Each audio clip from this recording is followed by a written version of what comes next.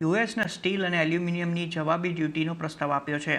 જો US steel અને aluminium પર ડ્યુટી પાછી નહીં લે તો ભારત પણ ડ્યુટી લગાવશે. આના પર વધુ માહિતી લઈએ સહયોગી આરતી મહેતા પાસેથી. આરતી, WTOમાં ભારતે શું પ્રસ્તાવ આપ્યો છે? જી, ખાસ કરીને ભારતનો જે પ્રસ્તાવ છે તે અહીંયાથી WTO એટલે કે વર્લ્ડ ટ્રેડ ઓર્ગેનાઇઝેશને ભારતના પ્રસ્તાવનું નોટિફિકેશન અહીંયાથી જાહેર કર્યું છે અને આ નોટિફિકેશનમાં યુએસની ડ્યુટીનો WTOમાં ખાસ કરીને ભારતે વિરોધ કર્યો છે. હવે ડ્યુટી સ્ટીલ અને એલ્યુમિનિયમ પર યુએસએ લગાવી છે, જેનો વિરોધ ભારત કરી રહ્યું છે અને 2018માં જોઈએ તો યુએસ સ્ટીલ પર 25% અને એલ્યુમિનિયમ પર 10% ડ્યુટી લગાવી હતી, જેનો વિરોધ અત્યારે WTOમાં ભારતે કર્યો છે.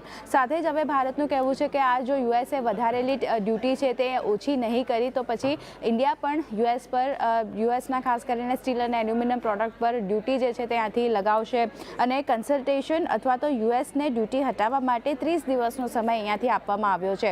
એટલે જો 30 દિવસમાં કોઈ કન્સલ્ટેશન પેપર અથવા તો કોઈ ડ્યુટીને લઈને નોટિફિકેશન નથી આવતું યુએસ તરફથી તો પછી ભારત પણ યુએસના સ્ટીલ અને એલ્યુમિનિયમ પ્રોડક્ટ પર ડ્યુટી લગાવતું જોવા મળશે. હવે જો ભારત ડ્યુટી લગાવે છે તો ખાસ કરીને યુએસના $7.6 બિલિયનના ડોલરના એક્સપોર્ટ જે છે તેના પર અસર આપણને થતી જોવા મળશે. એટલે ખાસી મોટી અસર યુએસના એક્સપોર્ટ પર જોવા મળી શકે છે જો 30 દિવસની અંદર યુએસ તરફથી આ કન્સલ્ટેશન ડ્યુટીને લઈને અથવા કોઈ નોટિફિકેશન ડ્યુટીને લઈને નથી આવતું તો પછી ભારત અહીંયાથી યુએસના સ્ટીલ અને એલ્યુમિનિયમ પ્રોડક્ટ પર ડ્યુટી લગાવતું જોવા મળશે. એટલે કે WTO તરફથી આજે જે ભારતે પ્રસ્તાવ મૂક્યો હતો તેનું ખાસ કરીને નોટિફિકેશન તેમણે જાહેર કર્યું છે અને યુએસ પાસે હવે 30 દિવસનો સમય છે કોઈ બી નોટિફિકેશન અથવા તો કન્સલ્ટેશન આ ડ્યુટીને લઈને જાહેર કરવા માટે. જો 30 દિવસની અંદર કોઈ ન્યૂઝ નથી આવતા તો પછી ભારત જે છે તે યુએસ અને ના સ્ટીલ અને એલ્યુમિનિયમ પ્રોડક્ટ પર અહીંયાથી ડ્યુટી આપણે લગાવતું જોવા મળશે. જી.